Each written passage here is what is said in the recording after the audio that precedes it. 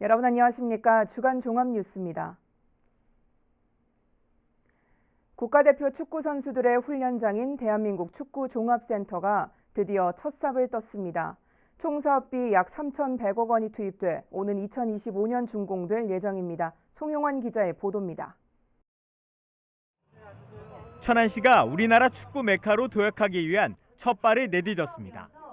국가대표 선수들이 훈련장으로 사용할 대한민국 축구종합센터가 착공식을 열었습니다. 사용기간이 만료되는 파주 NFC의 4배 규모로 시비 1,894억 원과 대한축구협회 1,200억 원 등 총 사업비 3,094억 원이 투입됩니다. 스타디움과 축구 연습장은 물론 140년 우리나라 축구 역사와 문화를 엿볼 수 있는 축구 역사 박물관도 설립됩니다. 또 축구협회도 이곳으로 이전해 행정적인 역할도 수행하게 됩니다. 24년 천안 트레이닝 센터가 완성이 되면 다시 한번 우리가 세계적인 축구 선진국이 되도록 큰 계기가 될 것 같습니다.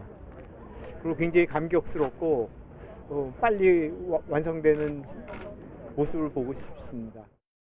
시민들이 이용할 수 있는 여가 문화시설도 대거 들어섭니다. 255억 원을 투입해 수영장과 체육관이 건립되고 풋살장과 테니스장, 족구장, 웰빙 트레킹 코스도 조성됩니다. 또 민간 투자를 유치해 유스호스텔과 근린 생활시설 등도 만들 예정입니다. 여기에 현재 김태형 감독이 지휘봉을 잡고 있는 천안시 축구단은 내년부터 K2 프로리그 승격을 준비하고 있습니다. 한편 천안시는 이날 착공식에 앞서 지난 2003년 3월 합숙소 화재 사건으로 9명의 목숨을 앗아간 천안초를 찾아 희생자들을 추모하는 시간을 가졌습니다. BTV 뉴스 송용환입니다. 대통령직 인수위원회가 던진 교육 자유특구 지정 계획에 세종교육계가 술렁이고 있습니다. 세종교육의 질을 한 단계 높이는 기회가 될 거란 기대와 함께 또 다른 입시 몰입 교육을 조장할 거란 우려가 함께 나오고 있습니다. 김우순 기자의 보도입니다. 지난주 대통령직 인수위원회 산하 지역균형발전특별위원회는 대전에서 열린 대전 세종지역 공약보고회에서 교육 자유특구 시범지구 대상으로 세종시를 언급했습니다. 특구 안에서 교육 규제를 획기적으로 개선해 다양한 교육 실험을 허용하고 그 성공 사례를 다른 지역으로 확산시킨다는 겁니다. 이러한 인수위 계획에 여러 세종교육감 후보들은 잇따라 환영의 입장을 전했습니다. 우수한 교원 확보는 물론 자율적인 교육과정 등을 통해 특색 있고 경쟁력 있는 교육이 가능해질 거란 이유에서입니다. 특구로 지정이 되면은 아이들에게 다양한 교육을 할 수 있는 그런 여건이 조성이 될 거다. 또 그렇게 함으로써 우리 아이들이 미래를 살아가는데, 미래를 개척하는데 더 도움이 되지 않을까. 여기에 국민의힘 최민호 세종시장 예비후보조차 인수위 발표 이후 세종교육특구 지정 공약을 발빠르게 내놓기도 했습니다. 그러나 반론도 만만치 않습니다. 교육 자유특구가 결국 자사고나 특목고를 양산해냄으로써 또다시 학교 서열화를 부추길 수 있다는 지적이 나옵니다. 전교조 세종지분 성명을 통해 교육자유특구는 MB정부 시기 영어 몰입교육의 명분으로 내놓은 교육 국제화 특구의 재탕에 불과하다며 또 다른 입시 몰입교육을 조장하는 특구 지정 계획을 즉각 철회하라고 촉구했습니다. 현 입시 제도를 그대로 둔 채 더군다나 정시 확대를 얘기를 하면서 거기에 교육과정의 편성 및 학생 선발의 자유를 주는 이런 교육자율 특구는 대학 입시를 위한 입시 몰입 교육 특구가 될 수밖에 없고 지역 균형 발전이 아니라 지역 줄 세우기, 지역 격차 심화로 귀결될 것이 뻔하기 때문에 아울러 교육특구 지정 대신 현재 세종시에서 추진 중인 혁신자치학교 운영을 확대해 자율성을 강화하는 것이 더 효율적이라고 덧붙였습니다. 정권 교체를 앞두고 대통령직 인수위원회에서 던진 교육자유특구가 세종교육감 선거 과정에서 또 하나의 이슈가 될 것으로 보입니다. BTV 뉴스 김우순입니다. 자치단체장 후보에 이어서 기초와 광역의원 선거 대진표도 속속 완성되고 있습니다. 앞으로 주요 선거구에 출마한 후보들을 소개할 예정인데요. 오늘은 먼저 여야 후보가 확정된 세종시의회 제12선거구 고운동 을구 예비 후보자를 만나 출마의 변과 핵심 공약을 들어봤습니다. 김우순 기자입니다. 고운동은 최근 선거구 획정 과정에서 분구돼 기존 단일 선거구에서 2개 선거구가 된 지역입니다. 그만큼 동지역 가운데 인구가 가장 많은 곳으로 꼽히지만 세종시 출범 후 줄곧 생활권 소외론 이슈의 중심에 있던 곳이기도 합니다. 주요 대중교통 노선에서 벗어나 있는 것은 물론 문화, 예술, 체육 부분 인프라 부족에 따른 불만이 제기돼 왔고 이번 선거 역시 이런 부족한 부분을 잘 채워줄 인물이 유권자들의 선택을 받게 될 걸로 보입니다. 고운동 을구인 세종시의회 제12선거구는 2파전으로 전개되고 있습니다. 먼저 더불어민주당에선 육군 소령 출신의 김재영 예비 후보가 단수 추천을 받아 공천이 확정됐습니다. 김 후보는 그동안 지역에서 겪은 봉사활동 경험을 토대로 고운동 발전을 견인하기 위해 출마를 결심했다고 밝혔습니다. 활동을 하다 보니까 이제 일반 주민으로서 어떠한 이게 지역 사회를 변화를 주기에는 조금 한계가 있다고 생각이 되었습니다.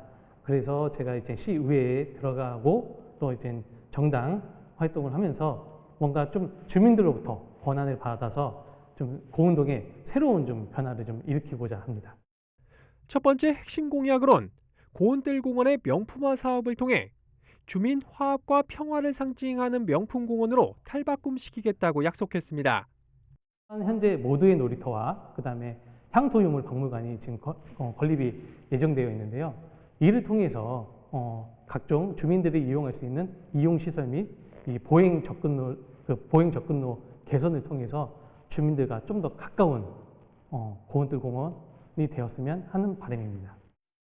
이어 수영장이 포함된 다목적 체육관을 건립해 공공 스포츠 클럽을 확대 운영하고 여전히 대중교통 소외 지역으로 꼽히는 고운동 서축 주민들의 편의를 위해 조치원과 대전을 직통으로 잇는 광역 노선을 신설하겠다고 공약했습니다. 이에 맞서 국민의힘에선 지난 대선에서 세종 선대위 정책 홍보 본부장을 맡은 바 있는 황준식 예비 후보가 나섰습니다. 황 후보는 지난 지방선거에서 무소속으로 출마해 아쉽게 낙선한 경험을 바탕으로 이번엔 정당 소속으로 반드시 승리해 시의회에 입성하겠다는 의지를 내비쳤습니다. 이번 의회에 들어가서 국민의힘의 이 고운동 황준식이라는 사람은 제대로 일을 하는구나.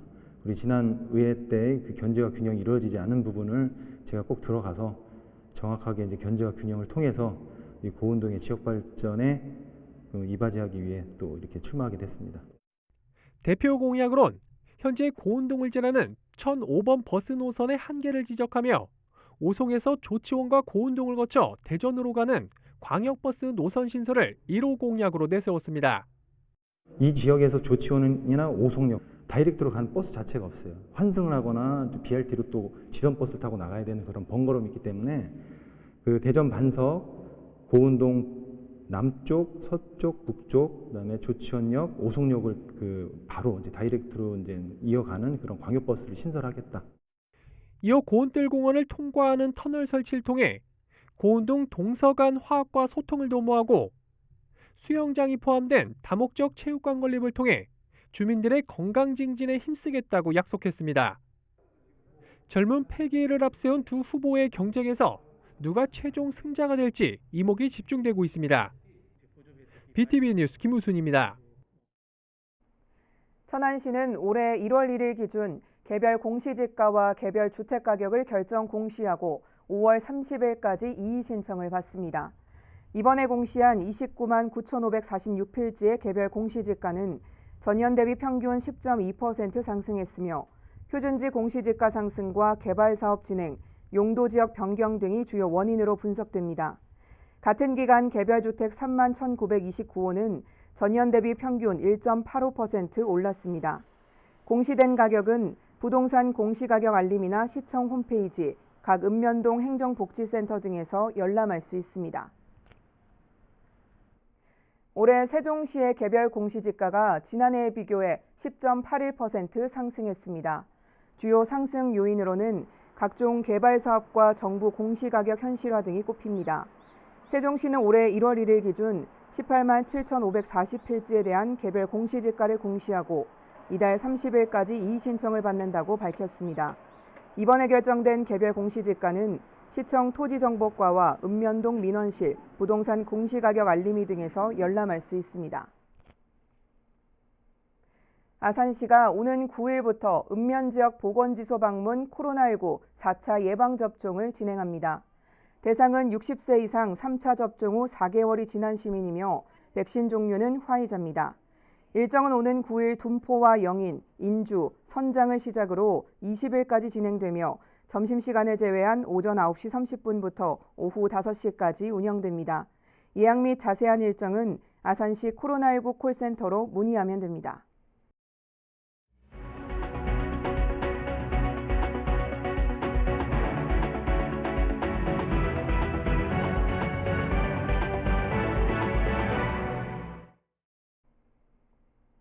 일제 강점기 경매에 넘어갈 뻔한 이충무공 묘소와 위토를 지키기 위해 전국 각지에서 성금이 모금됐는데요.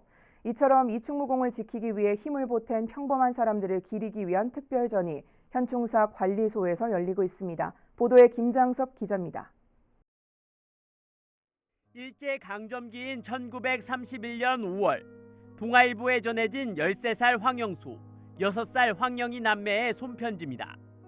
아산 은봉면에 있는 이충무공의 묘소와 묘역을 관리하고 제사 비용을 마련하기 위한 위토가 경매에 넘어갈 처지에 놓였다는 소식에 묘토를 보호해달라며 저금통을 전달한다는 내용입니다. 매일 참기름을 팔아 7가족을 부양하는 이름 모를 행상부터 학교에 다니며 일전, 이전씩 저축한 돈을 기부한 남매와 기생일을 하며 모은 돈을 기꺼이 보낸 기생까지 현충사 중건 90주년을 맞아 이충무공의 묘소를 지키기 위해 성금을 보낸 평범한 사람들의 편지 약 20편이 공개됐습니다. 성금 모금에 동참한 국민과 해외 동포는 2만여 명. 모금액은 16,021원 30전으로 현재 가치로 3억 7천만 원에 달했습니다. 이렇게 모인 국민 성금으로 이충무공의 위토를 다시 찾게 됐고 이충무공 유적 보존회가 설립돼 현충사 중건에도 큰 역할을 하게 됩니다. 나라를 구한 이충무공의 묘소를 이번에는 민중이 지켜낸 겁니다. 이충무공 묘소를 지키기 위해서 이제 각계각층에 있는 분들이 미국에 있건 일본에 있건 가리지 않고 이렇게 성금을 모금하셨다는 그런 점을 좀 자세히 설명해 드리고 싶었습니다. 이충무공 유적 보존 운동의 진실한 가치를 되새길 수 있는 이번 전시회는 현충사 관리소 충무공 이순신 기념관에서 연말까지 계속됩니다. BTV 뉴스 김장섭입니다. 코로나19 상황이 장기화되면서 집안에서나 마당에서 정원식물을 키우는 사람들이 늘었다고 하죠. 앞으로도 이러한 정원 문화에 대한 관심은 더 커질 거라고 하는데요. 이런 가운데 다양한 정원식물을 만나볼 수 있는 장터가 세종수목원에 마련됐다고 합니다. 그곳에 김우순 기자가 다녀왔습니다. 장미과에 속한 식물로 10월이면 붉은 열매를 맺는 관상목인 마가목 묘목입니다. 우리나라 전역에서 식재가 가능하고 토지를 별로 가리지 않아 전원주택 정원식물로 기르기에 적합합니다. 아주 관상수로 대단히 인기가 좋은 나무입니다. 햇빛 잘 든 일조량이 잘 드는 곳에 배수만 잘 시켜주면 잘 자라는 나무예요. 분홍빛의 사계국화를 비롯해 알록달록 빛깔을 뽐내는 봄꽃들과 우아한 자태를 드러낸 아담한 크기의 관상목도 눈에 띕니다. 한쪽에선 식물 초보도 손쉽게 심고 가꿀 수 있는 반려식물 키트가 전시 판매 중입니다.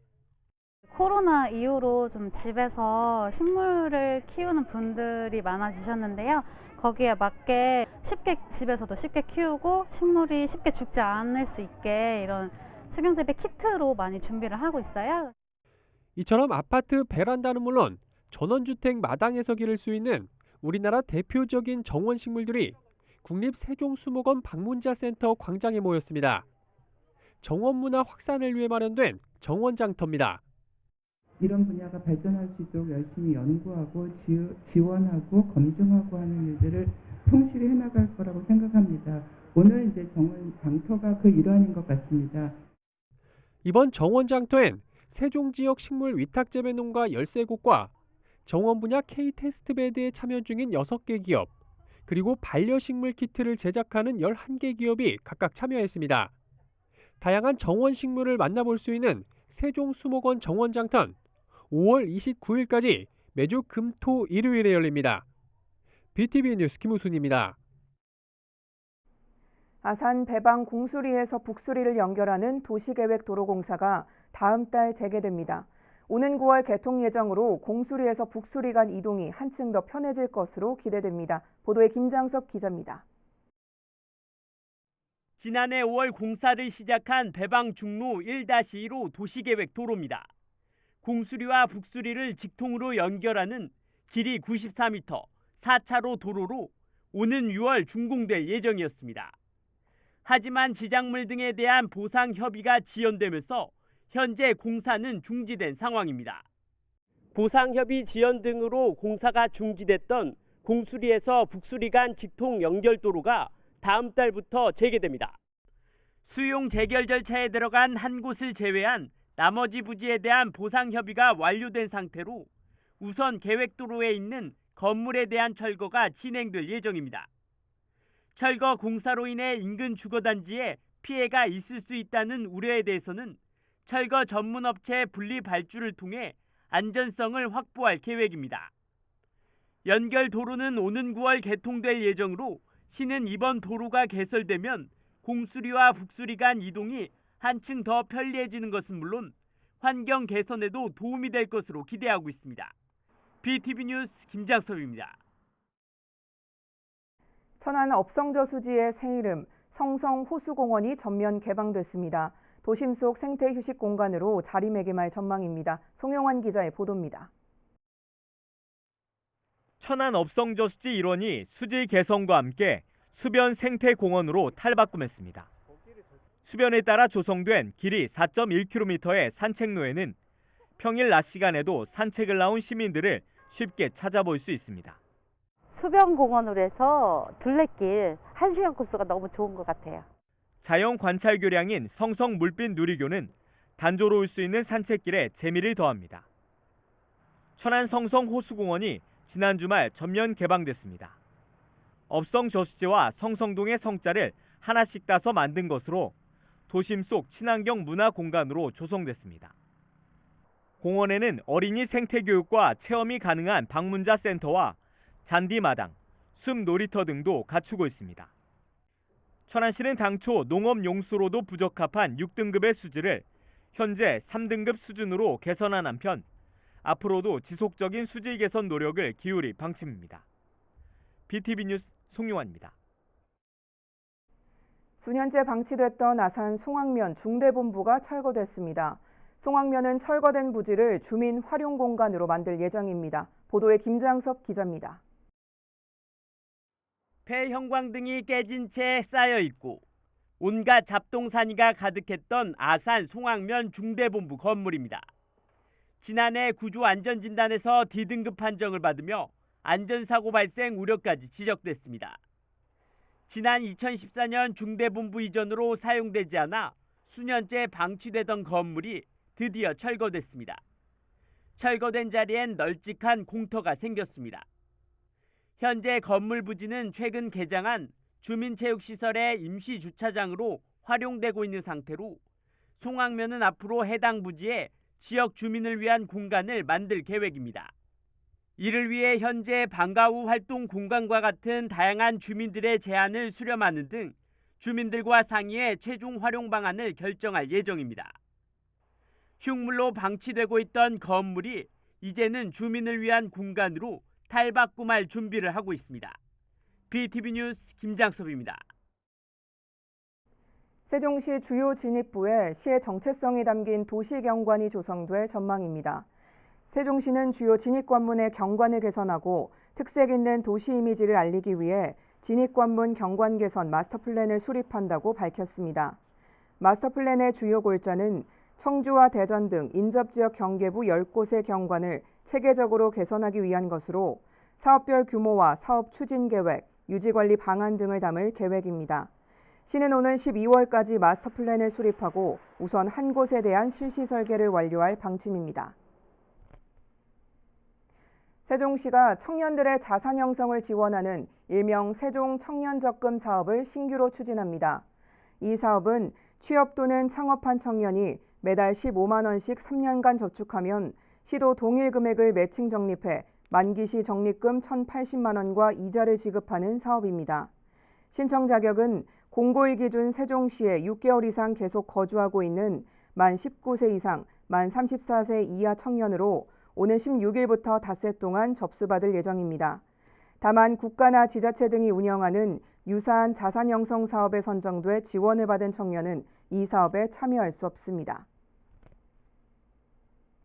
천안과학산업진흥원이 천안 SB플라자에 입주할 신규 기업을 모집합니다. 대상은 천안시 8대 전략사업인 나노소재와 바이오, 반도체 분야 등의 연구기업이나 기관, 부설 연구소입니다. 입주기업에는 개별 사무공간을 비롯해 회의실과 휴게실, 탕비실 등을 무상 또는 저렴한 비용에 제공합니다. 자세한 사항은 천안과학산업진흥원 홈페이지를 참고하면 됩니다. 이상으로 주간 종합 뉴스를 마칩니다. 시청해주신 여러분 고맙습니다.